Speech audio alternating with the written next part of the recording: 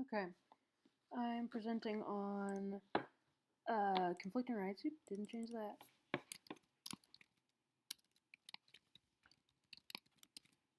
Um, Conflicting rights in looking at previous case studies and law precedent as it applies to some instances where there may be multiple rights that we need to consider to ensure that we're not infringing on any rights in an undue way and that we're um, abiding by the laws that we should. And so I thought I would speak specifically on technology use, which includes cell phones, but also includes things like GoGuardian and forms of test monitoring and digital accountability and computer tracking that I'm actually 1000% a supporter of. And not just because it makes my life easier, although it does, which then allows me to be a better educator because I can spend my time doing the things that would more directly impact my students' education, but also because if done the right way, it actually provides an avenue to have those social emotional conversations about the addiction to the devices and about um, their use of their time and catching behavior issues as they occur. It can actually open a conversation not only with the student but with their parents with data and things there right there to show them and inform and give to the parent to better enable them to make decisions in their parenting at home to support their students. So it's just like there's not any secrets. Um, and it just allows people to really address things more head on. So, if we're specifically talking about phone confiscation, like students aren't allowed to have their cell phones out in my class, and my rule is if I see it, I take it, and it will sit on my desk in the little cell hotel, and then they get it at the end of the day. They get it at the end of the class period, and there will be the inevitable student that's like, "You can't do that. That's my property. You can't take it." And the answer to this one is actually fairly easy because yes, we can. And it's supported partially by the Tinker case, partially by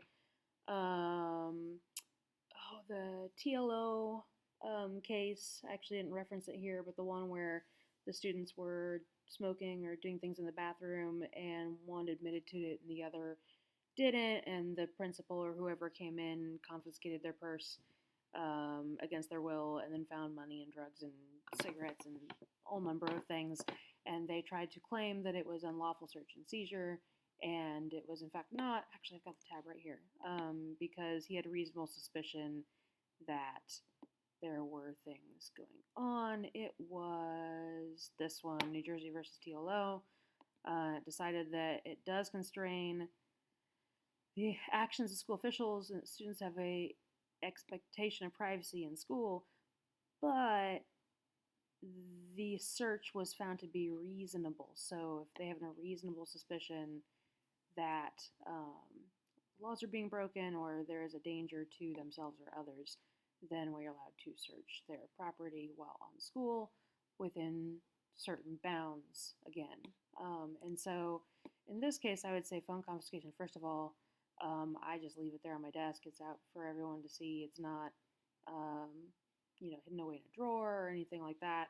And then they get it back at the end. And ultimately, if I have a student that argues with me, they can have that conversation with the admin because it's supported in our local policy as well.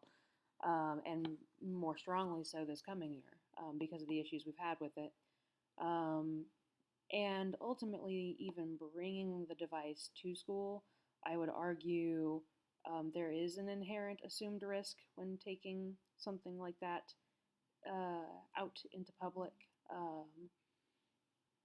But ultimately, in this case, because it's just direct seizure of the item um, based on their, again, with Tinker interfering with disturbing substantially the learning environment or learning process, I think that's well evidenced and practiced pretty widely. The one that I hear less talk about, or at least in terms of this context, is computer tracking and monitoring. So things like GoGuardian or Land School or Apple Classroom, but mostly GoGuardian and similar tools that allow schools to, and teachers specifically, to monitor student use of devices, including up to taking screenshots and seeing histories of everything that they've done on the device that day and at what time, and being able to even see their screens in real time, have automatic messages, things like that. And I'm 1000% a fan of this. And ultimately, I think it's because if a student were practicing their jump shot with a basketball in the back of the classroom uh, during lecture or during independent work time, no teacher is going to be like, hey, what are you doing? They're like, I'm practicing my jump shot. And be like, okay. Like, the expectation was that they were participating in the educational process and the teaching and learning, and they said, I refuse. And the teacher's like, that's fine. Like, I don't know anyone that would say that. Like, the case that it sounds ridiculous, but we're essentially digitally doing the exact same thing. Because I know the second that my students have those laptops out, even though I would love to use them for the wealth of things we could be doing that were engaging, interactive, personalized, all best practices, especially in a language class, I actually have gone more analog exactly because my district and my school has not adopted and given teachers the ability to use a platform such as GoGuardian. I want to be able to put limits on where they can go based on the activity of the day, or just the crossing of boundaries by a particular student as a natural progression of appropriate accountability. And I feel like I have basically given up complete control, and I can walk around and give instructions and then immediately see 12 out of 20 students or 30 students that are just blatantly choosing to not do that thing. Um, and it's just a inappropriate and inefficient use of teacher time, which in the end is instructional time and also money, and isn't accomplishing teaching and learning. It's actually preventing it. So the challenge with computer tracking and monitoring is, well, what is a student's reasonable expectation to privacy? And I do think there is some element of a reasonable expectation that they may have privacy to a certain extent. Um, and I think this would be a much more difficult topic legally if we are talking about any BYOD programs such as Bring Your Own Device. So it is a personally owned device, but it is being used on a school's campus or on a school's network, although this attaching to the school network also does create I think, opening for having expectations of what that device would access and what information we must have in order for that to occur. But I think most districts ultimately, by moving one-to-one and having school and district provided devices, have circumvented this, because ultimately then it's within the agreement that both student and parent sign as part of enrollment in the school that they're being provided a device specifically for school purposes, and that it is monitored and it is um, uh,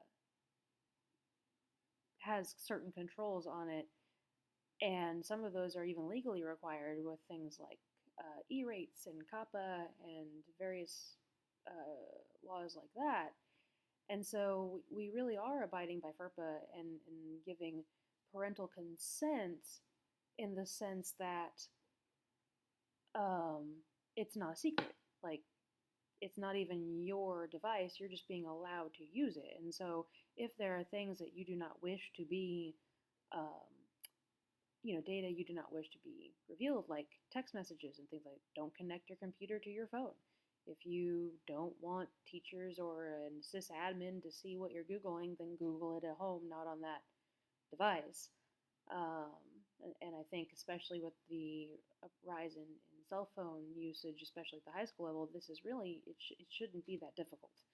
And so, you know, while I think a student does have a right to privacy, or reasonably expected privacy, if they are using a device that is not theirs, they do not own it. If parental consent and students are aware that what they do on the device can be seen in those accounts in the network, if we are maintaining appropriate protections through the tools that we use and infrastructure in place so that that data being used is accessible to parents upon request and is not being shared by third parties, so there's no privacy concerns via FERPA.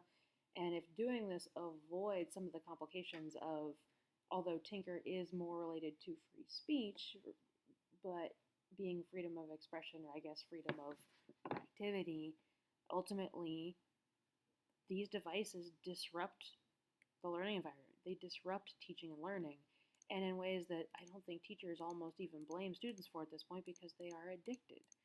So it supports the mission of the school and the mission of the educator. It's done with parental consent and knowledge, and in order to provide information to the parent, meaning I would sit down with a student after the first week and explain, here's what I expect, I can see these things, and so if I see it, the next thing is that you will not have complete open access. So if we have a break, you won't be able to check your email because I'll have locked it down just for you so that, at least in my class, you can't access anything other than these sites, none of which are the ones that you are wanting to go to. And then after a week, I'll take it off and we can try it again. And when you show me that you can abide by the expectations in my classroom, then you will experience more freedom. And that's really how it should work. And that's great for social emotional learning of that action consequence. And then if parents have questions of, well, why isn't Johnny learning, or what are they doing in class? To be completely frank, if they are on their computers without being able to see this, we have no idea. We might know they were sitting there at their computer, but the expectations that educators can just circle the room and see all those things while trying to teach, with the size that they are and the attention that that requires and how fast things can be flipped from one tab to another, it's just unreasonable. It's just an inappropriate expectation that isn't going to actually have positive outcomes on their education. And so I would argue that this then, if it becomes a problem, like, well, let's see how he's participating in class. And I can literally bring up color-coded timelines of his device's activity during every class that week. And we see that it's all one color because he did nothing that we were doing together. It was all just playing this one game that he's probably been playing at home. And all of a sudden, the parents see this is a more of an issue than we thought, and maybe we weren't being honest when we were at home. And the parents then can come alongside the teacher and help support them in that. But without that data, not to track or to pigeonhole students into a type or whatever, but without that data, we can't make informed decisions. And so I think that computer tracking and monitoring, even up to test administration, I don't have a problem with it. I think it should be reviewable. I think it need to be secure and private, but I think that if test results are verified by a real human, then, I mean, we should be able to ensure that students aren't using other resources and aren't falsifying the results of an assessment, because that's not only not fair to them, but it's not fair to everyone else that didn't, because now we actually don't know. It's ruined our metric of the validity of that assessment.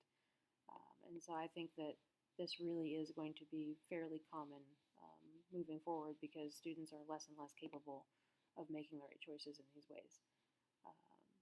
Yeah, so here are my resources, references, referencing specifically some of the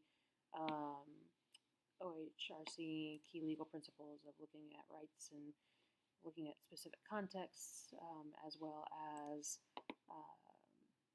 Supreme Court case with Tinker and with FERPA, and with New Jersey versus TLO.